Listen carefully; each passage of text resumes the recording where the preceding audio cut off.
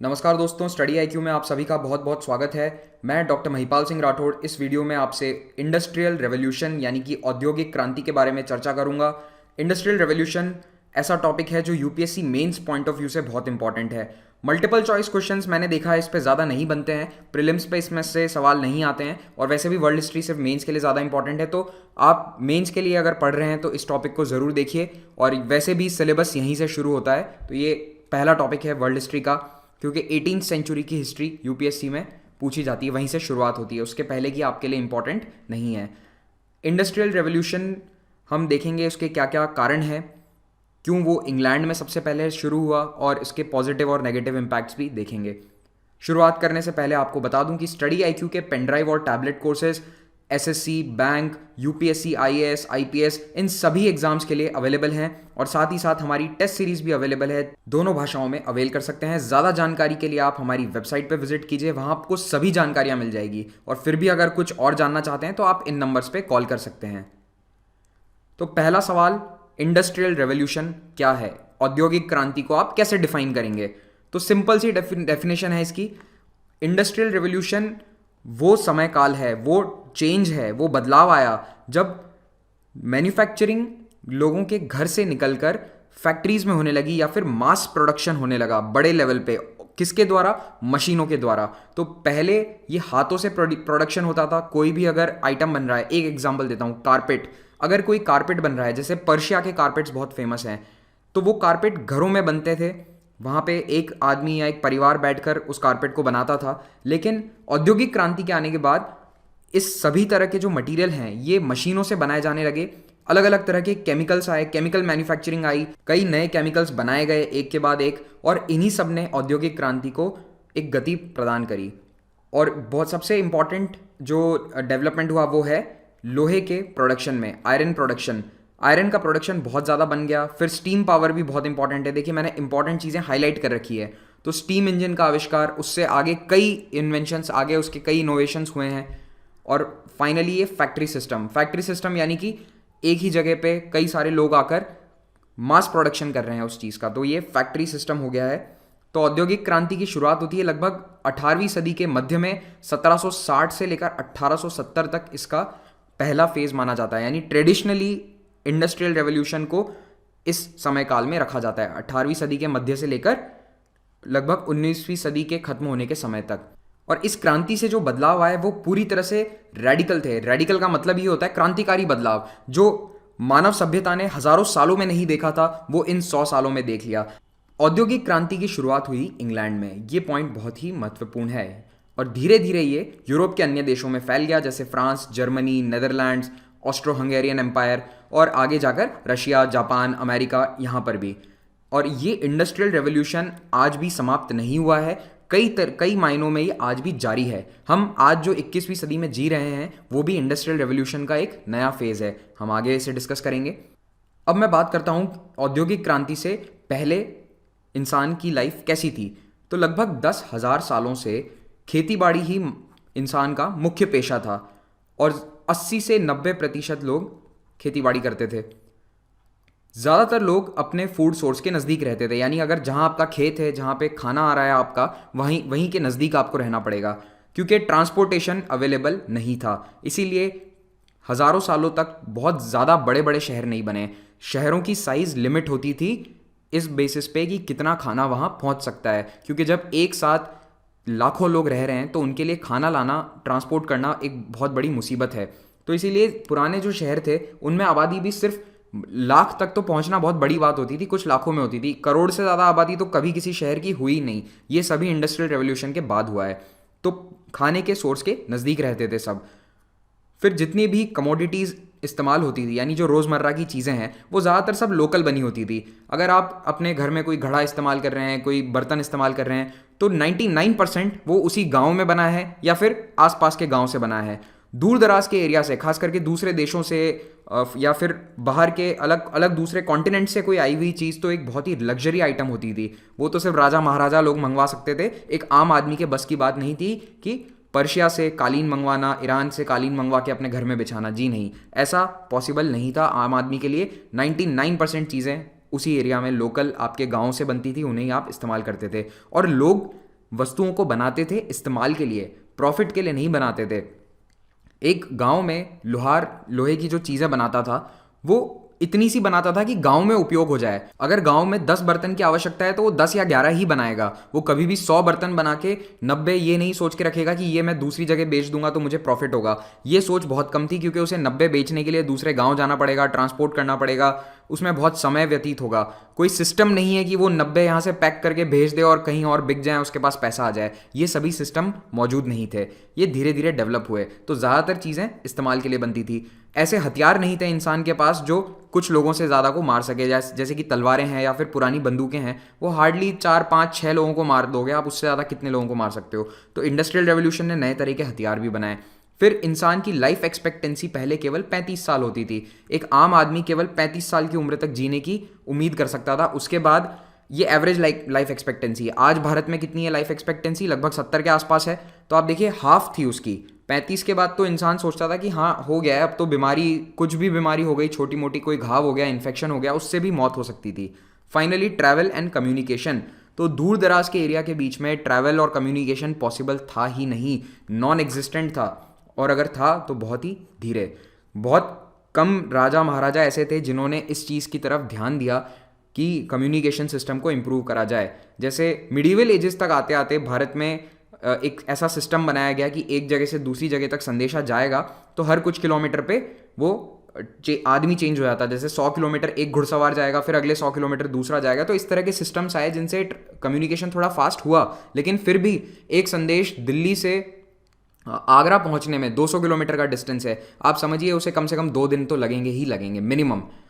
तो ऐसी स्थिति थी पिछले कई हज़ारों सालों से दुनिया की, जब तक औद्योगिक क्रांति नहीं आई थी। तो इस औद्योगिक क्रांति का मैं इंपॉर्टेंस आपको समझाना चाहता हूँ। ये क्यों महत्वपूर्ण है? क्योंकि आपकी और हमारी जो ज़िंदगी है आज, वो इससे बहुत ज़्यादा इम्पैक्टेड है। आप सोचिए, जो आपकी लाइफ है, आप अपने चारों तरफ इस वक्त देखिए, आपको कम से कम 15 चीज़ें ऐसी दिख जाएंगी जो आज से 200 साल पहले शायद नहीं होती हैं। 15 तो मैं आपको कह रहा हूँ आपके रूम में आपको मिल जाएंगी। आपके घर में कम से कम 90% ऐसी चीज़ें होंगी जो आज से 300 साल पहले दुनिया में मौजूद नहीं थी। तो देखिए, पहले संदेशा पहुंचाने के लिए लोग कबूतर का इस्तेमाल करते थे। अब आप क्या करते हैं? अब आप सीधा व्हाट्सएप करेंगे या फिर मैसेंजर का इस्तेमाल करेंगे। तो ये क्यों पॉसिबल हुआ? Because of industrial revolution. धीरे धीरे प्रोडक्शन, असेंबली, फैक्ट्री, इन चीज़ों से क्या बना? मोबाइल की फैक्ट्रीज। और आज आईफोन है लोगों के हाथ में, एंड्रॉयड फ़ोन्स हैं लोगों के हाथ में। पहले कोई भी सामान को ट्रांसपोर्ट करना है तो एक बैलगाड़ी या फिर घोड़े पे ये गाड़ी लगा के पीछे आप ट्रांसपोर्ट करेंगे, कच्ची सड़कों पे जहाँ पे पहिए टूट जाते थे, घोड़ा थक गया, मर गया।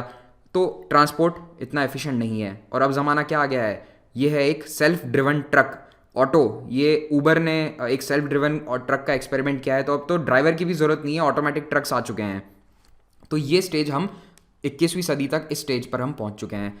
पहले जो टेक्सटाइल इंडस्ट्री है वो ऐसे चलती थी, घर घर में इस तरह के चरखे लगे होते हैं, यहाँ पे ये स्पिनिंग हो रही है। लेकिन अब देखिए पूरी तरह से मैकेनाइज्ड लूम्स हैं, इंसान की ज़रूरत तक नहीं है, सारा काम यहाँ पे मशीन कर लेगी। तो ये चेंजेस आए हैं हमारे सोसाइटी में, और इससे ना केवल इंग्लैंड बल्कि पूरी दुनिया इफेक्ट हुई है। अब देखते हैं कि अलग अलग फैक्टर्स क्या हैं जो इंडस्ट्रियल रेवोल्यूशन जिनके कारण इंग्लैंड में शुरू हुआ। तो इंग्लैंड में सबसे पहली चीज़ थी कि औद्योगिक क्रांति से लगभग 50-100 साल पहले एक और क्रांति आई थी। तो वो इतनी ज़्यादा इंपॉर्टेंट नहीं है आपके लिए, लेकिन थोड़ा नाम आपको पता होना चाहिए और बैकग्राउंड पता होना चाहिए। इसे कहते हैं हम एग्रीकल्चरल रेवोल्यूशन। तो ये खेती में एक क्रांति आई थी।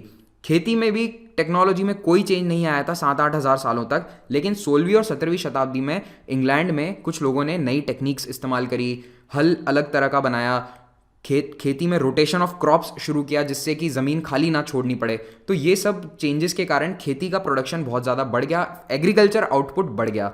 तो इतने ज़्यादा आउटपुट के कारण एग्रीकल्चरल सरप्लस बना, खाने पीने की वस्तुएं बहुत ज़्यादा थी, ग्रेन्स ज़्यादा थे। तो ऑब्वियसली आबादी बढ़ेगी, आप खुद समझ सकते हैं। अगर खाने पीने की वस्तुएं बहुत हैं तो लोग शहरों की तरफ माइग्रेट भी कर सकते हैं, शहरों में खाना पहुंचाया जा सकता है। तो इसीलिए ये सबसे पहला कारण है, याद रखिएगा, agricultural surplus, agricultural revolution of 17th century. दूसरा है मर्केंटलिज्म। मर्केंटलिज्म या वाणिज्यवाद होता है ट्रेड करना, व्यापार करना केवल और केवल प्रॉफिट के लिए। आपको और कुछ नहीं चाहिए, केवल प्रॉफिट चाहिए। तो ये 16वीं शताब्दी से शुरू होकर 18वीं शताब्दी तक का एक काल है जिसमें मर्केंटलिज्म बहुत ज़्यादा दुनिया में फैला। हर देश चाहता था कि हम ऐसा व्यापार करें जिससे धन दौलत हमारे पास इकट्ठी हो जाए। पहले ये थियोरी थी कि सोना चांदी हमारे देश में आना चाहिए, यानी आप वस्तुएं एक्सपोर्ट करें, उसके बदले में आप पैसा लेकर आएँ, और जिस देश के पास ज़्यादा पैसा होगा वो ज़्यादा पावरफुल होगा। इस तरह की इकोनॉमिक थियोरी चलती गई। फिर तीसरा है इंग्लैंड की बहुत ही लंबी कोस्ट लाइन। इंग्लैंड एक आइलैंड है, आप जानते ही हैं, ब्रिटिश आइल्स, चारों तरफ उसके समुद्र है, तो इसलिए इंग्लैंड का कोई भी हिस्सा समुद्र तट से बहुत ज़्यादा दूर नहीं है। 200 किलोमीटर से ज़्यादा कोई भी हिस्सा वहाँ का नहीं है। तो ऐसे में रॉ मटेरियल्स को जहाज़ों से लेकर आना और उन्हें अंदर के शहरों तक पहुँचाना, अंदरूनी शहरों में ट्रांसपोर्ट करना ज़्यादा मुश्किल नहीं था, आसान है। और वहाँ पे नदियाँ भी काफ़ी है, देखिए रिवर्स के कारण इनलैंड ट्रांसपोर्ट भी हो जाता है। तो जहाज़ों से पहले सी पोर्ट तक आ गया रॉ मटेरियल, और फिर आगे नदियों से अंदर शहरों तक ट्रांसपोर्ट हो गया। फिर सेमी स्किल्ड वर्कर्स। इंग्लैंड में कई जो फार्मर्स हैं, कई खेती करने वाले लोग हैं, जब वहाँ पे बर्फ़ गिरती है सर्दी में, तो वो खेती बाड़ी छोड़कर सर्दियों में अपने घर में बैठकर बुनाई, कढ़ाई या इस तरह का कुछ भी छोटा मोटा हैंडीक्राफ्ट्स का काम करते थे। तो उनमें थोड़ी सी स्किल्स तो थी, सेमी स्किल्ड वो ऑलरेडी थे। तो जब इंडस्ट्रियल रेवोल्यूशन की शुरुआत हुई तो वहाँ पे एक वर्कफोर्स ऑलरेडी अवेलेबल था जिसमें स्किल्स थी, और वो नया सीखने को भी तत्पर था, नई स्किल सीखने को भी वो तैयार थे, क्योंकि उन्हें पहले से थोड़ा बहुत आता था कि ये चीज़ कैसे बनेगी। तो देखिए, ज़ीरो से कोई भी आदमी स्टार्ट नहीं कर सकता, थोड़ा बहुत बेस होना चाहिए आगे की स्किल्स सीखने के लिए। फिर है कोल और आयरन। इसकी इंपॉर्टेंस मैं जितनी आपको कहूँ उतनी कम है। कोल और आयरन पे हाईलाइट कर लीजिए। इंग्लैंड इस मामले में थोड़ा लकी रहा कि वहाँ पे बहुत सारा कोयला मिला है, और रॉ मटेरियल के रूप में आयरन भी वहाँ बहुत मिलता है। पूरी दुनिया में जितना कोयला और आयरन प्रोडक्शन नहीं होता था, उससे ज़्यादा एक समय पे इंग्लैंड में होता था। इंडस्ट्रियल रेवोल्यूशन के शुरुआती वर्ष जब थे, ये उस समय की बात बता रहा हूँ मैं, लेट 18th सेंचुरी, समझ लीजिए 1800 के सन 1800 के आसपास पूरी दुनिया का कोल और आयरन प्रोडक्शन एक तरफ था, और इंग्लैंड में उससे भी ज़्यादा था। फिर है वहाँ की गवर्नमेंट। तो देखिए, गवर्नमेंट ने औद्योगिक क्रांति शुरू तो नहीं करी, गवर्नमेंट की ऐसी कोई पॉलिसी नहीं थी कि आगे चलकर औद्योगिक क्रांति शुरू करी। जैसे भारत में ग्रीन रेवोल्यूशन है, तो भारत सरकार की पॉलिसी थी कि हमें हमारी एग्रीकल्चरल आउटपुट को बढ़ाना है। यहाँ ऐसा कुछ नहीं था, लेकिन वहाँ की जो गवर्नमेंट थी उसने कोई भी नए बदलाव हुए तो उन्हें बढ़ावा दिया, इन इंप्रूवमेंट्स को बढ़ावा दिया, और खास करके ट्रांसपोर्टेशन सेक्टर में सरकार ने काफ़ी कुछ किया। सड़कें बनवाने में, कैनाल बनवाने में, इन चीज़ों में सरकार ने काफ़ी मदद करी। और अगर रॉ मटेरियल्स आ रहे हैं जहाज़ों में लदकर, तो उन्हें वहाँ की नेवी प्रोटेक्ट करती थी। नेवी ये सुनिश्चित करती थी कि कोई दूसरा देश उन पर आक्रमण ना करे, पायरेट्स उन पर हमला ना करें। तो इस तरह से सरकार इसको सपोर्ट कर रही थी जाने अनजाने में। फिर ब्रिटेन की जो सरकार थी, इंग्लैंड की जो सरकार थी, उसका एडमिनिस्ट्रेटिव एक्सपेंस, यानी सरकार चलाने का डे टू डे एक्सपेंस होता है, रोज़ का खर्चा होता है, वो काफ़ी कम था, और मिलिट्री एक्सपेंडिचर भी कम था उस समय में। ये मैं कंपेयर कर रहा हूँ यूरोप के दूसरे देशों से, क्योंकि देखिए यूरोप में ज़्यादातर उस वक्त जो राज्य थे या जितने साम्राज्य थे वो आपस में बहुत लड़ाइयाँ लड़ रहे थे 16वीं 17वीं 18वीं शताब्दी में। खास करके फ्रांस का एक्सपेंडिचर बहुत ज़्यादा था। ऐसे में इंग्लैंड का काफ़ी कम एक्सपेंडिचर था, क्योंकि इंग्लैंड यूरोप से थोड़ा सा अलग है, तो उसकी इतनी ज़्यादा लड़ाइयों में उसका इन्वॉल्वमेंट नहीं था, तो मिलिट्री एक्सपेंडिचर कम था। तो जब सरकार का खर्चा कम होगा तो पैसा ज़्यादा होगा, एडमिनिस्ट्रेशन आसानी से होगा, टैक्स वहाँ पे कम वसूलेगी सरकार। तो वहाँ के लॉ और टैक्स सिस्टम थोड़ा सा फेवरेबल है इंडस्ट्री लगाने के लिए। एक व्यापारी है या फिर कोई इंडस्ट्री लगाना चाहता है, उसके लिए काफ़ी अच्छा एरिया था, अच्छा देश था इंग्लैंड। फिर कॉलोनीज़। भारत जैसी कॉलोनीज से इंग्लैंड के पास बहुत सारा रॉ मटेरियल आ रहा था। जैसे भारत से कॉटन की खेती भारत में बहुत होती है, बहुत कपास होती है। यहाँ से जहाज़ों में लदकर कपास इंग्लैंड भेजी जाती थी, और वहाँ पे इंडस्ट्रियल रेवोल्यूशन जो है भारत के कॉटन के कारण ही हुआ। इनफैक्ट जो टेक्सटाइल इंडस्ट्री में रेवोल्यूशन है उसका बहुत बड़ा कारण ही भारत का कॉलोनियल रूल था। आप जानते ही होंगे 1757 प्लासी, 1765 ट्रीटी ऑफ इलाहाबाद, इसके बाद से ईस्ट इंडिया कंपनी भारत में बहुत ताकतवर हो गई थी, और धीरे धीरे उन्होंने महाराष्ट्र, गुजरात, इस वाले एरिया में मराठास को हराकर अपना यहाँ पे कब्जा कर लिया, और कॉटन का जो प्रोडक्शन है वो इसी एरिया में ज़्यादा होता है, तो यहाँ से बहुत भारत से कॉटन जाता था इंग्लैंड। फिर है साइंटिफिक इन्वेंशंस। तो 18वीं शताब्दी में इंग्लैंड में कई सारे नए नए आविष्कार हुए, और आविष्कार के साथ साथ इनोवेशन भी हुए, यानी पुराना अगर कोई इन्वेंशन है तो उसे लोगों ने बेहतर किया, और ये लगातार प्रोसेस चलता जा रहा है और आज भी जारी है। तो हम उनके बारे में आगे देखेंगे, मैं आपको बताऊंगा कौन कौन से इन्वेंशंस हैं। तो इन्होंने औद्योगिक क्रांति को चलाए रखा। फिर बैंक्स और बैंकिंग सिस्टम। तो बैंकिंग की शुरुआत तो बहुत पहले ही हो गई थी, 13वीं और 14वीं शताब्दी में, और इसमें शुरुआत करने वाले थे इटली, इसका जो है जनक था बैंकिंग सिस्टम का। लेकिन धीरे धीरे बैंक्स अब इंग्लैंड भी आ गए थे, नेदरलैंड्स, इंग्लैंड, इन देशों में भी बैंकिंग सिस्टम काफ़ी डेवलप हो गया। तो लोन मिल जाता था, अगर किसी को इंडस्ट्री लगानी है, फैक्ट्री लगानी है, तो वो लोन ले सकता था। ये फैसिलिटी पहले अवेलेबल नहीं होती थी। स्ट्रॉन्ग प्रॉपर्टी लॉज और पॉलिटिकल इंस्टीट्यूशंस, तो देखिए इंग्लैंड में पार्लियामेंट कई सालों से है, कई सदियों से है। तो पॉलिटिकल इंस्टीट्यूशन होने का फ़ायदा क्या है? जब इंडस्ट्रियलिस्ट अपने फेवर में कोई कानून बनवाना चाहेंगे तो उनकी लॉबी बन सकती है। वो लॉबी उस पॉलिटिकल इंस्टीट्यूशन यानी संसद पे दबाव बनाकर अपने फेवर के लिए कानून बनवा देगी। तो उसका फ़ायदा किसे हुआ? इंडस्ट्रियलिस्ट को ही हुआ ना, जो इंडस्ट्रीज़ लगाना चाहते हैं। तो ये पॉलिटिकल इंस्टीट्यूशंस का फ़ायदा है। और प्रॉपर्टी लॉ वहाँ के आसान थे। प्रॉपर्टी लॉ इस तरह के थे कि जो इंडस्ट्री में पैसा लगाता है, जो प्रॉपर्टी अपनी डेवलप करता है, उसके लिए लॉ फेवरेबल है, कानून उसकी तरफदारी करेगा। आबादी कम थी, बहुत ज़्यादा कम तो नहीं थी, लेकिन अगर आप भारत और चीन से उसे कंपेयर करें तो इसलिए आबादी वहाँ पे उनसे तो काफ़ी कम थी।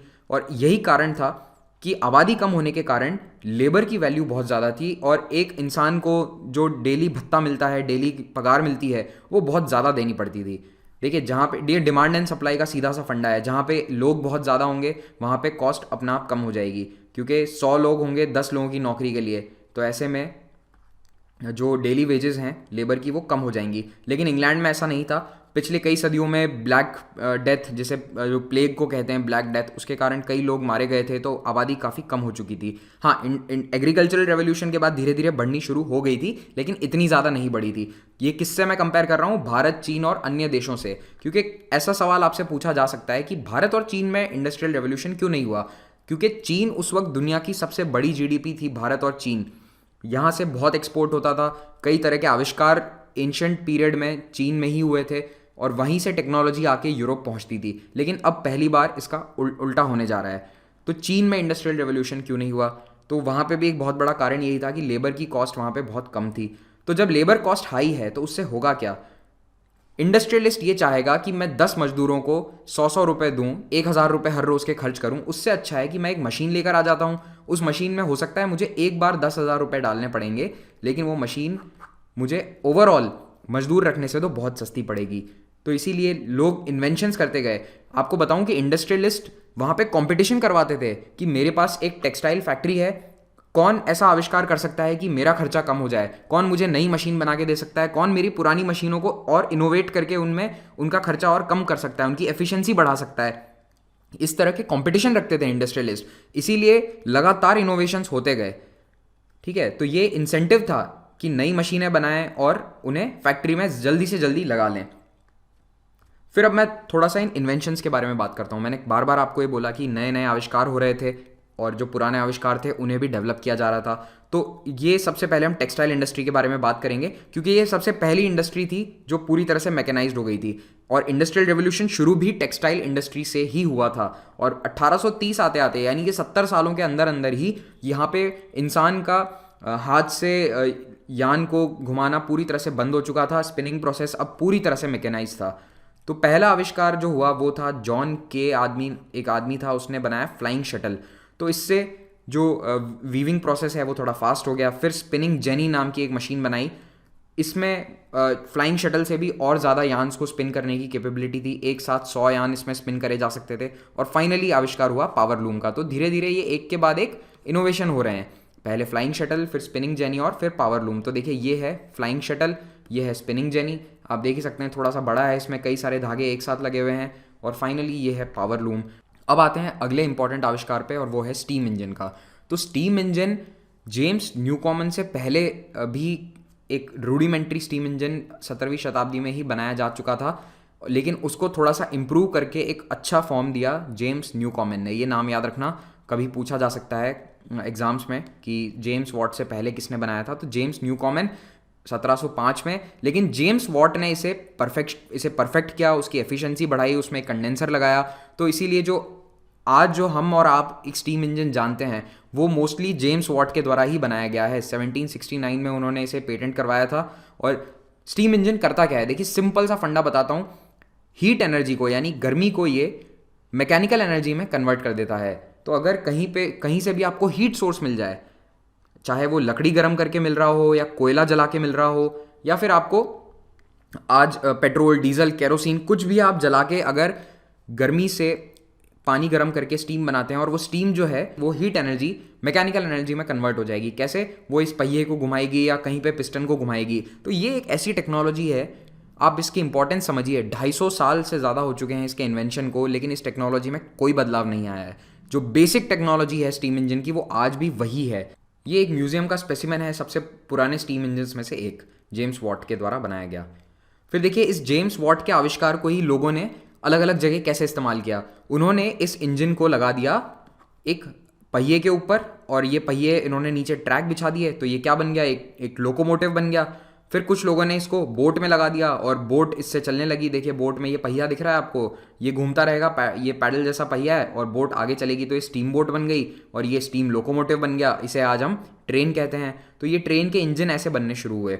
तो स्टीम लोकोमोटिव्स, रेल रोड का मतलब ट्रेन ही होता है, ठीक है। तो रेल रोड और स्टीम बोट ये भी 1810 और 1830 के बीच में शुरू हो गए थे। 1830 में पहली रेल सर्विस इंग्लैंड में शुरू हो गई थी और 1810 में स्टीम बोट्स शुरू हो चुकी थी। एक एग्जांपल जैसे इसका बहुत फेमस है स्टीफनसन्स रॉकेट। ये एक इंजन था जो पहली बार बहुत तेज़ी से चला था, तो इसलिए लोगों ने इसका नाम दे दिया रॉकेट। और ये सब 1810 के आसपास हो रहा था और 1830 तक रेल रोड के कमर्शियल ऑपरेशन शुरू हो गए थे। पहली ट्रेन शुरू हो चुकी थी 1830 में और 1860 आते आते इंग्लैंड के कई शहर ट्रेन से कनेक्टेड हो चुके थे।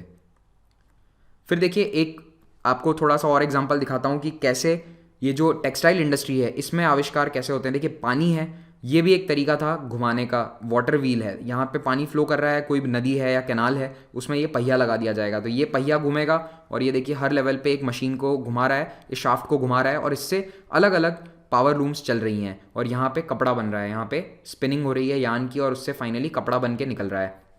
एक और महत्वपूर्ण इन्वेंशन था, वो था टेलीग्राफ का। आपको मुझे कमेंट सेक्शन में बताना है टेलीग्राफ किसने इन्वेंट किया। साल था 1835। इससे क्या हुआ? कम्युनिकेशन में सुधार हो गया। पहले लंदन से न्यूयॉर्क संदेशा पहुंचाना है, 2 महीने जहाज में बैठिए तब जाके संदेशा पहुंचेगा। टेलीग्राफ के आने के बाद टेलीग्राफ लाइन बिछा दी गई समुद्र के अंदर, समुद्र के नीचे, और अब कोई भी संदेश कुछ मिनटों में या कुछ सेकंड में लंदन से न्यूयॉर्क पहुंच सकता है, या फिर एग्जांपल दे रहा हूँ, कहीं से दिल्ली से कलकत्ता पहुंच सकता है। अंग्रेज़ों ने भी टेलीग्राफ लाइन लगानी शुरू कर दी 1853 के बाद भारत में। तो इससे कम्युनिकेशन बहुत तेज़ हो गया। फिर ये एक और एग्जांपल है, एक कॉमन स्यूइंग मशीन होती है, देखिए आप उससे थोड़ा सा मिलता जुलता है। तो ये पहली स्यूइंग मशीन थी जो पेटेंट कराई गई थी, इससे घर घर में सिलाई करी जा सकती है। अब हम आएंगे एक बार कोल की इंपॉर्टेंस पे। कोयला इतना ज़्यादा इंपॉर्टेंट क्यों है? इंग्लैंड में इंडस्ट्रियल रेवोल्यूशन होने के पीछे सबसे बड़ा कारण कोयला ही कह सकते हैं आप। देखिए इंग्लैंड इस मामले में कैसे लकी रहा। सबसे पहले यहाँ पे कोयला धरती के बहुत ही नज़दीक में आपको मिल जाता है, बहुत ज़्यादा गहरी खुदाई करने की ज़रूरत नहीं है माइंस में, और कोयला बहुत अच्छी क्वांटिटी में मिलता है इंग्लैंड में। फ्रांस या जर्मनी से कंपेयर करें तो इंग्लैंड में उसकी उपलब्धता उस वक्त बहुत ज़्यादा थी। तो वहाँ पे जब पता चला कि इतना ज़्यादा कोयला अच्छा है, उसकी हीट जो है वो लकड़ी जलाने से बेहतर है, तो फिर कोयले का उत्पादन होना जारी रहा और कोयले का उत्पादन बढ़ाने के लिए ही कई आविष्कार किए गए। देखिए सबसे पहला जो स्टीम इंजन है ना, वो इसीलिए बनाया गया था ताकि जो कोयले की माइंस में, कोयले की खदानों में पानी भर जाता है, वो पानी बाहर निकाला जा सके। और बाद में ये स्टीम इंजन न्यूकॉमन ने थोड़ा सा मॉडिफाई किया और उसने अपना पहला स्टीम इंजन बनाया, और फिर जेम्स वॉट ने उसे और इंक्रीज़ किया। और इंग्लैंड में इतने सालों से जब लकड़ियाँ जलाई जा रही थी तो फॉरेस्ट काफ़ी डिप्लीट हो चुके थे, तो इसीलिए उन्हें कोयले पे डिपेंड होना पड़ा। फिर कोयले के कारण आयरन प्रोडक्शन भी बढ़ गया, क्योंकि कोयले से बहुत ज़्यादा टेम्परेचर आपको मिलता है, लकड़ी से इतना ज़्यादा टेम्परेचर लकड़ी जलाने पर नहीं मिलता। तो आयरन प्रोडक्शन सिर्फ कोयले के कारण ही कमर्शियल लेवल पे हो पाया। ऐसा नहीं है कि लोहा पहले नहीं बनता था, लोहे के हथियार तो बहुत सदियों से बन रहे हैं, आयरन एज तो बहुत समय से चल रही है, लेकिन कमर्शियल लेवल पे कि एक्स्ट्रा लोहा है, कि आप मशीनें बनाएं, उससे कई तरह के नए उपकरण बनाएं, ये सब कैसे पॉसिबल हो पाया? कोयले की माइनिंग के कारण, और ये हुआ इंडस्ट्रियल रेवोल्यूशन में। तो अब इसके कारण कई मशीन्स बनी, कई नए टूल्स बने, ट्रेन्स बनी और कई अन्य मशीनें। आज आप सोचिए कोई इंडस्ट्री आप आयरन के बिना तो सोच ही नहीं सकते। कोई छोटी से छोटी इंडस्ट्री भी कोई लगा रहा है तो उसमें लोहा तो इस्तेमाल होगा ही होगा। अब हम आएंगे औद्योगिक क्रांति के इम्पैक्ट पर। तो इसके कई इम्पैक्ट हुए। तो पहले हम इसके पॉजिटिव इम्पैक्ट देखेंगे कि समाज पे, मानव सभ्यता पे, इंग्लैंड पे इसके क्या पॉजिटिव इम्पैक्ट रहे। सबसे पहला है फैक्ट्री सिस्टम। फैक्ट्री सिस्टम का क्या मतलब है? फैक्ट्री सिस्टम का मतलब है कि बजाय इसके कि एक परिवार घर पे बैठ के कोई हैंडीक्राफ्ट का काम कर रहा है, कई सारे लोग, कई परिवार एक जगह इकट्ठे हो जाएंगे, एक बड़े से बिल्डिंग में इकट्ठे होकर काम करेंगे ताकि काम फटाफट हो। और हर इंसान एक ही काम नहीं करेगा, स्टेप बाय स्टेप काम होगा। अगर कोई अगर कपड़े को धो के उसे सुखाना है, उसे ब्लीच, उसे डाई करना है, तो कुछ लोग सिर्फ कपड़े को धोएंगे, कुछ लोग उसे सिर्फ डाई करेंगे, कुछ लोग उसे ब्लीच करेंगे। तो इस तरह के काम सेग्रीगेशन करके हो रहे, अलग अलग डिवाइड कर दिए गए हैं कि ऐसे काम होगा। तो ये फैक्ट्री सिस्टम था और इसमें ज़रूरी नहीं है कि मशीनें हो। हाँ, बाद में इसमें मशीन्स लग गई, लेकिन पहले ये फैक्ट्री सिस्टम नॉर्मली शुरू हुआ था कि लोग हाथ से भी काम करें लेकिन एक जगह इकट्ठा होकर करें। दूसरा इसका पॉजिटिव इंपैक्ट था standardization of factory work. Standardization का क्या मतलब है? सोचिए, आप चिप्स का पैकेट खरीदते हैं। क्या आप उम्मीद करते हैं कि आप चिप्स दिल्ली में खरीदें या बंबई में खरीदें, दोनों एक ही जैसा स्वाद होगा दोनों जगह? बिल्कुल, आप ये आज उम्मीद करते हैं। लेकिन पहले ऐसा नहीं था। पहले बहुत फ़र्क आ जाता था क्योंकि स्टैंडर्डाइजेशन नहीं था, एक तरह का समान प्रोसेस नहीं हुआ करता था किसी भी वस्तु को या कोई भी चीज़ बनाने में। तो अगर आप एक परिवार से सोचिए, वो कांच का काम करता है, तो आप उससे ग्लासेस खरीदेंगे, तो हो सकता है 5 ग्लास हैं तो थोड़ा बहुत सब में फ़र्क हो जाए, या आप 2 साल बाद उस व्यक्ति से वही ग्लास खरीदें तो उसमें थोड़ा सा डिफरेंस आ जाएगा। लेकिन इंडस्ट्रियल रेवोल्यूशन आने के बाद स्टैंडर्डाइजेशन हो गया। अब लोग प्रोफेशनली इन काम को करने लगे कि सारे ग्लास एक जैसे होंगे, सारे प्रोडक्ट्स एक जैसे होंगे। तो देखिए, अगर आज आप आईफोन भारत में खरीदते हैं या फिर आप अमेरिका में खरीदते हैं, आपको एक ही आईफोन मिलेगा, सेम आईफोन मिलेगा, उसमें कोई फ़र्क नहीं है, बिल्कुल सेम चलेगा, सेम उसके जो प्रोसेसेस हैं वो काम करेंगे। तो ये स्टैंडर्डाइजेशन है। क्या आप ऐसी उम्मीद रख सकते हैं कि भारत में अलग तरह का आईफोन बिल्ड क्वालिटी दे, चाइना में अलग और अमेरिका में अलग? जी नहीं, अब ये एक्सेप्टेबल नहीं है। तो पहले ऐसा चल जाता था क्योंकि लोग चला लेते थे इसको कि हाँ ठीक है, चलता है तो फ़र्क तो आ ही जाता है। लेकिन अब ऐसा नहीं होता क्योंकि सारे प्रोसेसेस स्टैंडर्डाइज हो चुके हैं और क्योंकि अब मैसिव प्रोडक्शन क्वांटिटीज़ हैं, बहुत संख्या में चीज़ें बनाई जा रही हैं, हर साल लाखों आईफोन बनते हैं फैक्ट्रीज़ में। तो ये क्यों पॉसिबल हो पाया? स्टैंडर्डाइजेशन के कारण। फिर देखिए, means of communication and transportation. तो टेलीग्राफ लाइनें बनी, ट्रांसपोर्ट्स के लिए गाड़ी बनने लगी, डीजल इंजन बने स्टीम इंजन से आगे जाकर, और कार्स बनी, ट्रेन्स और ज़्यादा बेहतर होती गई। इंग्लैंड में कई रोड्स, ब्रिजेस, रेलवे ट्रैक्स और कैनाल बनाए गए ताकि ट्रांसपोर्ट फटाफट हो सामान का और ट्रैवल करने के लिए भी आसानी रहे। तो आम आदमी जब ट्रेन में सफ़र करने लगा तो उसने देखा कि 100 किलोमीटर की दूरी 2 घंटे 2.5 घंटे में तय कर ली जाती है, कई बार 1-1.5 घंटे में भी हो जाती है। तो इससे लोग एक जगह से दूसरी जगह बिना सोच विचार किए जाने लगे। अगर उन्हें कोई काम है 100 किलोमीटर दूर किसी शहर में, तो अब वो झिझक नहीं है कि मुझे पूरा दिन लग जाएगा या 2 दिन लगेंगे आने में जाने में।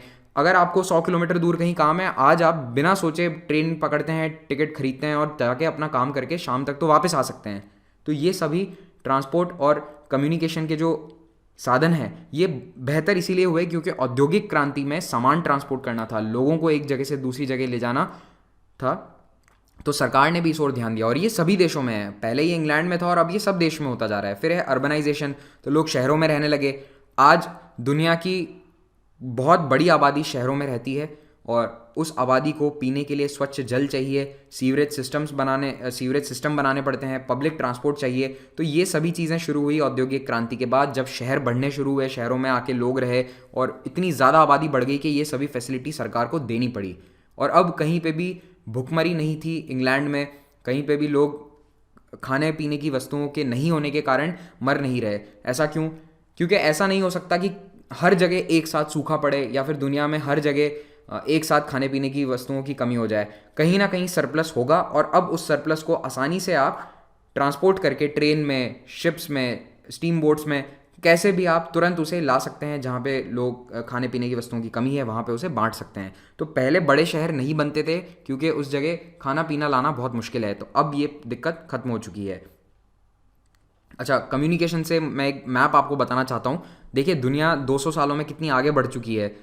मैंने आपको एग्जांपल दिया ही था कि जैसे जहाज़ों से संदेश भेजना पड़ता था। तो सोचिए, इंडिया से इंग्लैंड अगर कोई संदेशा पहुंचाना है तो 3 महीने लगते थे जहाज़ को। लेकिन अब आप 1 सेकंड में कम्युनिकेशन टूल्स के माध्यम से वो संदेश पहुंचा सकते हैं, वीडियो कॉल कर सकते हैं, चैट कर सकते हैं। ये सब क्यों पॉसिबल है? क्योंकि अब पूरी दुनिया में समुद्र के नीचे बड़ी बड़ी केबल्स बिछा दी गई हैं। ये सारी कम्युनिकेशन केबल्स जो हैं, ये पहले टेलीग्राफ के लिए बिछाई गई और अब ये टेलीफोन्स और इंटरनेट, ऑप्टिक फाइबर केबल्स हैं इंटरनेट के लिए। तो अब ये पूरे दुनिया के समुद्र में ये केबल्स बिछी हुई हैं। और आप न्यूज़ में सुनेंगे, अगर कभी कोई चक्रवर्ती तूफान आता है, साइक्लोन आता है, तो कई बार ये केबल्स डैमेज हो जाती हैं, टूट जाती हैं। तो उससे पूरे देश का इंटरनेट डाउन हो जाता है। ऐसा कई बार हो चुका है, न्यूज़ पे ध्यान दीजिएगा। तो यही वो केबल्स हैं जो कट जाती हैं अंदर या डैमेज हो जाती हैं। अब हम औद्योगिक क्रांति के नेगेटिव इफेक्ट्स के बारे में बात करेंगे। तो सबसे पहला नेगेटिव इफेक्ट है कैपिटलिज्म। देखिए, इसे पूरी तरह से नेगेटिव कहना मेरे ख्याल से गलत है। आप भी बताइए आपकी क्या सोच है। लेकिन हाँ, कहीं कहीं ना कहीं काफ़ी हद तक कैपिटलिज्म नुकसानदायक रहा है। क्यों? क्योंकि देखिए, इसमें कैपिटलिज्म की फिलॉसफी है कि प्रॉफिट सबसे ज़्यादा होना चाहिए। पूंजीवाद कहता है कि पूंजी संग्रह कीजिए, पूंजी दुनिया में बंटनी नहीं चाहिए, लोगों में बंटनी नहीं चाहिए। पूंजीवाद का बेसिक फंडा ही यही है कि ज़्यादा से ज़्यादा पूंजी मेरे पास हो। तो इसीलिए जो फैक्ट्री का मालिक है, जो इंडस्ट्री का मालिक है, उसके पास सभी रिसोर्सेज का कंट्रोल है। तो ये कंट्रोल केवल कुछ लोगों के पास है। तो आज भी देखिए, भारत में, चीन में, अमेरिका में ज़्यादातर जो अमीर लोग हैं वो आबादी का 1% भी नहीं है। तो उन्हें कई बार न्यूज़ मीडिया में द 1% कहा जाता है कि ये 1%er है, या इस तरह से कई बार टर्म इस्तेमाल होता है। तो ये सारे रिसोर्सेज उन लोगों के पास जमा होते जा रहे हैं। बाकी के 99% के पास उतने रिसोर्सेज नहीं है कि वो बहुत अच्छी लाइफस्टाइल जी सकें। हाँ, सभी नहीं, हो सकता है 10-20% के पास हों मिडिल क्लास के पास, लेकिन ज़्यादातर जो लोग हैं दुनिया के, उनके पास वो रिसोर्सेज नहीं है कि वो एक अच्छी लाइफस्टाइल जी सकें।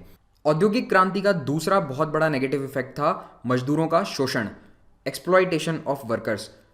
मजदूरों के लिए कोई फिक्स्ड वर्किंग आवर नहीं थे। लगभग 16-16 घंटे उनसे काम करवाया जाता था बिना रुके। एक ही तरह का काम आपको पूरे दिन करना है। कोई प्रोटेक्टिव गियर नहीं है, यानी कोई टोपी, चश्मा, इस तरह के जो हैट्स आप देखते हैं आजकल वर्कर्स पहनते हैं, वो सब आपको कुछ नहीं मिलेगा। और फैक्ट्री में कई बार स्थिति बहुत ही खतरनाक होती थी और अनहाइजीनिक भी होता था। अनहाइजीनिक मेनली लिविंग कंडीशंस थी, यानी जो मजदूरों के घर थे, क्योंकि वो झुग्गियाँ बननी शुरू हो गई थी, झुग्गी झोपड़ी स्लम्स बनने शुरू हो गए थे, तो वहाँ पे सैनिटेशन इतना अच्छा नहीं था, सीवरेज सिस्टम डेवलप नहीं था। उसी कारण से अनहाइजीनिक कंडीशंस में कई बीमारियां फैल जाती थी, जैसे कॉलेरा, और उनसे हज़ारों लोग मर जाते थे। तो ये बार बार कॉलेरा एपिडेमिक्स 19वीं सदी में इंग्लैंड में और कई डेवलप्ड कंट्रीज़ में, जो आज की डेवलप्ड कंट्रीज़ हैं, उन देशों में होती गई। फिर देखिए, तीसरा इफेक्ट है कि जो एक ट्रेडिशनल वीवर है, बुनकर है, गाँव में जो काम करता था, अपने घर में जो बैठकर कोई भी हैंडीक्राफ्ट की चीज़ बना रहा था, उसका बिजनेस पूरी तरह से चौपट हो गया। उसका काम धंधा बिल्कुल बंद हो गया, क्योंकि वो फैक्ट्री से कैसे कम्पीट कर सकता है। वो अपनी मेहनत के 100 रुपये मांगता था, फैक्ट्री में उस चीज़ को बनाने की कॉस्ट है 20 रुपये, 30 रुपये, फैक्ट्री वाले उसे 50 रुपये में बेच देंगे। तो 100 रुपये की चीज़ कौन खरीदेगा। इसका आपको एक भारत का उदाहरण बताता हूँ। भारत में कई जगह लकड़ी की कंघी बनाई जाती है, कोम्ब, ठीक है, कंघी या कंगा। तो लकड़ी की उस कंघी को बनाने का जो कॉस्ट है वो 100 रुपये तो आएगा ही। लकड़ी है, उस पर जो कारीगर है उसकी मजदूरी है, तो 100 या 200 रुपये से कम में वो नहीं मिलती है। लेकिन जो प्लास्टिक की कंघी है वो बाज़ार में आपको आराम से 10 रुपये, 20 रुपये, 50 रुपये में अच्छी कंघी मिल जाएगी। तो 200 रुपये की कंघी को कौन खरीदेगा। तो इसीलिए जो वो लकड़ी की कंघियाँ हैं उनका मार्केट लगभग खत्म सा हो चुका है, क्योंकि अब मास प्रोडक्शन उनका नहीं है, मास लेवल पे उन्हें लोग खरीद नहीं रहे हैं। तो इसीलिए उनका कभी मास प्रोडक्शन नहीं होगा। अगर पहले उन्हें 10 परिवार बनाते थे किसी गाँव में, तो आज एक ही परिवार बना रहा है। 100 लोग बनाते थे तो 5 लोग उस बिज़नेस में हैं आज। तो ये एक एग्जाम्पल दे रहा हूँ आपको, ऐसा कई वीवर्स और कई ट्रेडिशनल वर्कर्स के साथ हुआ। फिर है बाल मजदूरी, चाइल्ड लेबर। तो बच्चों और महिलाओं को फैक्ट्रियों में बहुत ज़्यादा नौकरी पर रखा जाता था। धीरे धीरे इंडस्ट्रियलिस्ट को ये समझ में आया, फैक्ट्री मालिकों को समझ में आने लगा कि महिलाओं को और बच्चों को रखना फ़ायदेमंद है, क्योंकि इन्हें पैसे बहुत कम देने पड़ते हैं। आदमी के मुकाबले इन्हें बहुत कम पैसे मिलते थे, और बच्चों को तो मारा जा सकता है, डांटा जा सकता है, उनसे डरा धमका के भी काम करवाया जा सकता है। तो इसीलिए बच्चों को रखने लगे थे। और फैक्ट्री एक्ट जब आया भी इंग्लैंड में 1830 के दशक में फैक्ट्री एक्ट लाया गया पहली बार, तो फैक्ट्री एक्ट में भी इस बाल मजदूरी को रोका नहीं गया, बस उसे रेगुलेट कर दिया कि भाई 12 घंटे या 15 घंटे से ज़्यादा बच्चों से मजदूरी नहीं करवाई जाएगी। तो बच्चों से भी 16-16 घंटे काम करवाया जाता था। और ये आज भी कई देशों में आप देखेंगे जहाँ कानून इतना सख्त नहीं है या फिर उसका इम्प्लीमेंटेशन इतना स्ट्रांग नहीं है, तो वहाँ पर भी बाल मजदूरी आपको आज भी देखने को मिलेगी फैक्ट्रीज़ में। तो ये इसकी शुरुआत भी इंडस्ट्रियल रेवोल्यूशन से ही हुई थी। फिर है कॉलोनियलिज्म को इसने बढ़ाया, साम्राज्यवाद को इस औद्योगिक क्रांति ने बहुत बढ़ावा दिया। क्यों? क्योंकि रॉ मटेरियल की डिमांड थी। रॉ मटेरियल की डिमांड के कारण ये जितने भी देश हैं, जैसे कि फ्रांस, इंग्लैंड, ये अपने कॉलोनीज़ को बढ़ाते गए, नए नए एरियाज़ में अपनी कॉलोनी बनाते गए। तो पूरा अफ्रीका, पूरा दक्षिण एशिया, दक्षिण पूर्व एशिया, इन सभी देशों को इन्होंने कॉलोनाइज़ कर लिया, इन सभी एरियाज़ को कॉलोनाइज़ कर लिया। और भारत जैसे अच्छे खासे इंडस्ट्रियलाइज्ड देश को डी इंडस्ट्रियलाइज कर दिया गया। कैसे? यहाँ की कॉलोनी में ऐसे कानून बनाए जाते थे कि यहाँ की फैक्ट्री तो चल ही नहीं सकती। अगर भारत से कोई कपड़ा तैयार होकर इंग्लैंड आएगा तो उस पर इम्पोर्ट ड्यूटी लगाई जाती थी बहुत हैवी, तो फिर वो यहाँ पे कोई नहीं खरीदेगा इंग्लैंड में, तो इसलिए इंडिया से इंपोर्ट होना बंद हो गया। जब इंपोर्ट नहीं होगा, कोई खरीद नहीं रहा है दुनिया में, तो फैक्ट्री बंद हो जाएगी। तो इस तरह से भारत की फैक्ट्रीज जो थी वो बंद होती गई, भारत के बुनकर बिल्कुल बर्बाद हो गए। लेकिन जो रॉ मटेरियल था कॉटन का, अब क्या होता था, पहले वो यहीं पे भारत में इस्तेमाल हो रहा था, भारत में उससे कपड़ा बनता था, लेकिन अब जब भारत की इंडस्ट्री पूरी तरह से बर्बाद हो रही है तो वो सारा कपड़ा कहाँ भेजा जाने लगा, सारा कॉटन कहाँ भेजा जाने लगा, इंग्लैंड, और वहाँ पे बनता था उससे कपड़ा, और वो कपड़ा वापस घूम के आता था भारत, जहाँ पे उसे खरीदा जाता था। तो ये एक डीकोलोनाइजेशन, डी इंडस्ट्रियलाइजेशन का प्रोसेस शुरू हुआ कॉलोनीज़ में, और ये भारत जैसे देशों के लिए बहुत ही नेगेटिव रहा।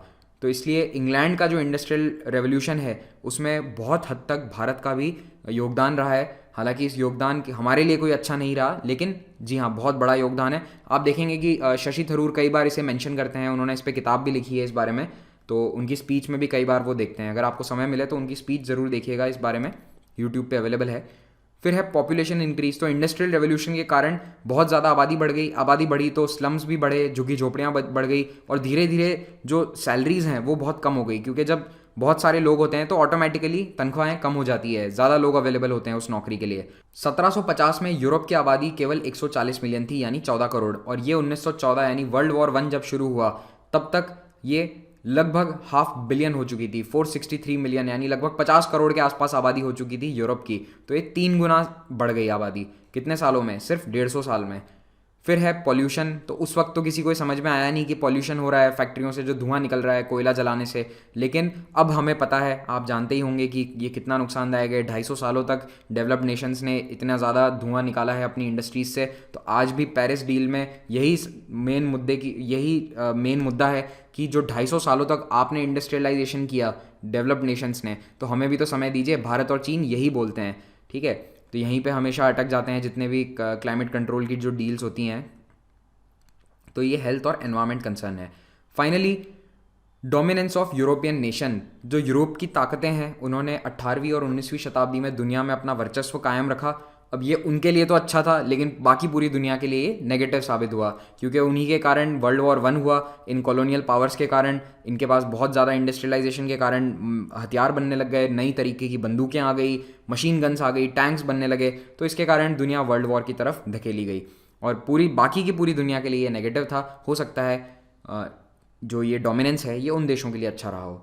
फिर देखिए सामाजिक रूप से समाज पे इसका क्या फ़र्क पड़ा, तो क्लास डिविजन्स बनकर आने शुरू हो गए, तो एक नया मिडिल क्लास उभर कर आया। पहले क्या होता था, पहले सिर्फ एक अपर क्लास था, एरिस्टोक्रेट्स, ठीक है, यानी जो बिल्कुल हाई सोसाइटी है, जो राजा हैं, राजा के अलावा जो दूसरे बैरन्स हैं और ड्यूक, बैरन, ये जो उपाधि के लोग होते हैं, एरिस्टोक्रेट्स होते हैं, सम्भ्रांत लोग होते हैं, केवल ये एक क्लास थी, और उसके अलावा बाकी सब जो किसान हैं वो वाली क्लास, वो सब बराबर थे। लेकिन अब एक मिडिल क्लास उभर कर आने लगा। तो जैसे जो फैक्ट्री ओन कर रहा है, फैक्ट्री का मालिक, वो हो गया अपर मिडिल क्लास। फिर प्रोफेशनल, जैसे कोई लॉयर है, कानून की पढ़ाई कर रहा है, डॉक्टर है, तो वो भी अपर मिडिल क्लास हो गया। फिर एक लोअर मिडिल क्लास होगा, कौन सा, जो फैक्ट्री में काम कर रहे हैं मजदूर, जिनके पास इतना पैसा मिल रहा है कि हाँ अपना जीवन यापन कर लें, बच्चों को पढ़ा दें, बस इतना पैसा है उनके पास, तो वो एक वर्किंग क्लास बन गया। उसे कई बार लोअर मिडिल क्लास भी कह सकते हैं, अलग अलग कहने के तरीके हैं, ठीक है। तो ये क्लास स्ट्रक्चर डिवाइड होकर आने लगा, और आज भी आप देखिए ज़्यादातर सारी इकोनॉमीज़ में कुछ कुछ इसी तरह का क्लास डिवीजन आपको देखने को मिल जाएगा। फिर देखिए ये एक और इसका इम्पैक्ट है, अब इसे आप नेगेटिव कहें या पॉजिटिव कहें, ये डिपेंड करता है आपकी सोच कैसी है। तो इंडस्ट्रियल रेवोल्यूशन के कारण समाज के कई लोगों में एक नई तरह की सोच जागृत हुई, और इसे कहते हैं सोशलिज्म। सोशलिज्म एक ऐसा मॉडल है जो कहता है कि सभी लोग बराबर हैं, तो कैपिटलिज्म की तरह रिसोर्सेज कुछ लोगों के हाथ में नहीं होने चाहिए, वो सभी लोगों के पास होने चाहिए। कलेक्टिव ओनरशिप, पूरे समाज के पास, समाज के सभी लोगों के पास मालिकाना हक होना चाहिए रिसोर्सेज के ऊपर, मीन्स ऑफ प्रोडक्शन के ऊपर, और जो डिस्ट्रीब्यूशन है यानी जो प्रॉफिट आ रहा है वो भी इक्वली सब में बांटा जाना चाहिए। इसी सोशलिज्म से आगे जाकर मार्क्सिज्म, और मार्क्सिज्म से आगे निकली है कम्युनिज्म की फिलॉसफी। तो अब देखिए, जो कम्युनिज्म की फिलॉसफी को अच्छा मानता है, कम्युनिज्म की फिलॉसफी काफ़ी चीज़ों में अच्छी है, ऐसी बात नहीं है कि पूरी तरह से नेगेटिव है। हर थियरी के, हर सिस्टम के कुछ अच्छे पॉइंट्स हैं, कुछ नेगेटिव पॉइंट्स हैं। तो इंडस्ट्रियल रेवोल्यूशन के जो खराब पॉइंट्स थे उन्हीं को हटाने के लिए ये सोशलिज्म, मार्क्सिज्म, ये सारी फिलोसॉफी डेवलप हुई और दुनिया के कई देशों ने इसे अपनाया 20वीं सदी में, जैसे रशिया, यूएसएसआर, चाइना, इन देशों में ये कम्युनिज्म अपनाया गया। लेकिन अब बाद में देखिए 100 साल बाद पता चला कि कम्युनिज्म में भी बहुत सारी प्रॉब्लम्स थी, तो फिर से अब कैपिटलिज्म। तो अब क्या चल रहा है, अब एक मिक्स सिस्टम आया है कैपिटलिज्म और सोशलिज्म का। आपको इन सब के बारे में और जानना है तो आप मेरा वीडियो देखिए, मैंने एक वीडियो बना रखा है कैपिटलिज्म, सोशलिज्म, इन सभी चीज़ों को, टर्म्स को एक्सप्लेन करते हुए, आपको हिस्ट्री की प्लेलिस्ट में मिल जाएगा चैनल पे। अब मैं आता हूँ आखिर में फेजेस ऑफ इंडस्ट्रियल रेवोल्यूशन। तो इंडस्ट्रियल रेवोल्यूशन को कई हिस्टोरियंस डिवाइड करते हैं 3 फेजेस में। पहला फेज माना जाता है 1760 से 1850, या 1860 भी आपको लिखा हुआ मिलेगा, कोई फर्क नहीं पड़ता। आप बस रफली याद रखिए 18वीं सदी से 19वीं सदी के मध्य तक, मतलब मिडल ऑफ 18th सेंचुरी और मिडल ऑफ 19th सेंचुरी। तो ये वो पहला फेज है, या फिर classic industrial revolution, original industrial revolution यही वाला है। तो इसमें सबसे पहले देखिए कौन सी इंडस्ट्रीज इफेक्ट हुई। टेक्सटाइल इंडस्ट्री, यहाँ पे माइनिंग और मेटलर्जी में बहुत डेवलपमेंट्स हुए, नए नए तरह के मेटल्स जो हैं वो मिक्स होकर नए ओर्स बन रहे हैं, उनसे नई मशीनें बन रही हैं। स्टीम इंजन एक बहुत महत्वपूर्ण डेवलपमेंट है इस समय का, और इसके अलग अलग एप्लीकेशन ट्रांसपोर्ट में, यानी कि जैसे ट्रेन बनी, स्टीम बोट्स बनी, ये सभी पहले फेज के इंपॉर्टेंट पॉइंट्स हैं। फिर दूसरा फेज शुरू होता है, ठीक है। ये वाला फेज मेनली इंग्लैंड में शुरू हुआ और आगे यूरोप में फैला, ठीक है। तो यहाँ पे लीडर कौन था, इंग्लैंड। फिर दूसरा फेज शुरू होता है लेट 19th सेंचुरी, यानी इसके तुरंत बाद। यहाँ पे अब साइंस और ज़्यादा इंपॉर्टेंट बन गई, पहले भी थी लेकिन अब और ज़्यादा साइंटिफिक इन्वेंशन सेंटर स्टेज ले चुके हैं। तो अब तो बहुत सारी नई नई चीज़ें बनी हैं, जैसे स्टेनलेस स्टील बनना शुरू हो गया, उसके कारण आयरन इंडस्ट्री में एक रेवोल्यूशन सा आ गया, कई नए केमिकल्स बनने शुरू हुए, फैक्ट्री में केमिकल्स बनने शुरू हो गए। जैसे देखिए अमोनिया बनने लगी, अमोनिया के कई केमिकल यूजेस होते हैं। तो पहले अमोनिया ऐसे फैक्ट्री में बनाना पॉसिबल नहीं था, लेकिन अब अमोनिया गैस फैक्ट्री में प्रोड्यूस होती है, उससे फर्टिलाइजर बनते हैं, कई तरह की अन्य केमिकल्स बनते हैं। तो ये एक और उदाहरण दे रहा हूँ आपको। तो इस वाले में, इस फेज में मास प्रोडक्शन का फेज माना जाता है। यहाँ पे असेंबली लाइंस बनने लगी। असेंबली लाइंस जैसे आप फैक्ट्री में देखते हैं कि लाइन से एक कन्वेयर बेल्ट जैसा सिस्टम है, जिसमें आगे से आगे चीज़ें आती जा रही है और चीज़ें पैक हो रही हैं, नए नए उसमें पार्ट्स जुड़ रहे हैं। बेस्ट एग्जांपल इसका आप देखिए, गाड़ी की जो फैक्ट्री होती है, तो ये फोटो है फोर्ड की सबसे पहली फैक्ट्री का। तो हेनरी फोर्ड ने शुरू करा था, टी मॉडल कार का नाम था, टी मॉडल। तो ये देखिए ऐसे बन रही है, ये एक कन्वेयर बेल्ट जैसा सिस्टम है। तो इस पर आगे बढ़ता जाएगा, तो कोई यहाँ टायर लगाएगा, कोई यहाँ पे गाड़ी का कांच फिट करेगा, कोई यहाँ पे इसमें लाइट लगाएगा।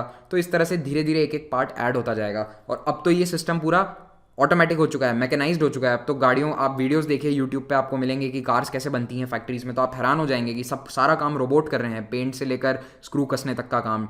तो ये असेंबली लाइन का जो सिस्टम है, ये मेनली अमेरिका में शुरू हुआ था, और इसका जनक माना जाता है हेनरी फोर्ड को, जिन्होंने फोर्ड मोटर कंपनी की शुरुआत करी।